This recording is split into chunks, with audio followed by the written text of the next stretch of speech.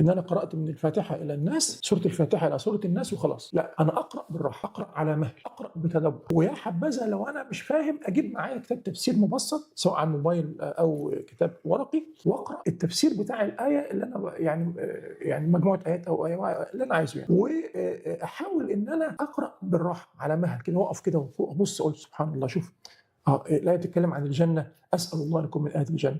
آيات بتتكلم عن النار، أستعذ بالله من النار والعذاب. آيات بتتكلم عن طلب الحمد والشكر، أحمد وأشكر ربنا سبحانه وتعالى.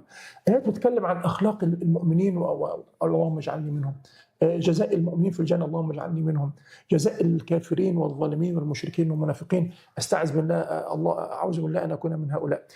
التعايش ده مع المعاني والآيات هو ده المراد. عشان كده ربنا سبحانه وتعالى ذم الناس اللي بتقرأ القرآن بدون تدبر، قلوبها مقفلة، القرآن مش داخل، مقصود بالقلب يعني الفكر والعقل والتعايش مع المعاني. فقال أفلا يتدبرون القرآن أم على قلوب أقفالها. قلوب مقفلة، مش بتقرأ وخلاص، مجرد شفافك بتتحرك ومش حاسس بالكلام اللي انت بتقوله، فقرأ عابرة. فأرجو إن احنا نهتم بده. العبرة مش بالكم، إن أنا قرأت قد إيه وعايز ألحق أخلص بسرعة قبل رمضان ما يخلص. العبرة بالانتفاع، العبرة بالتدبر، العبرة بالفهم.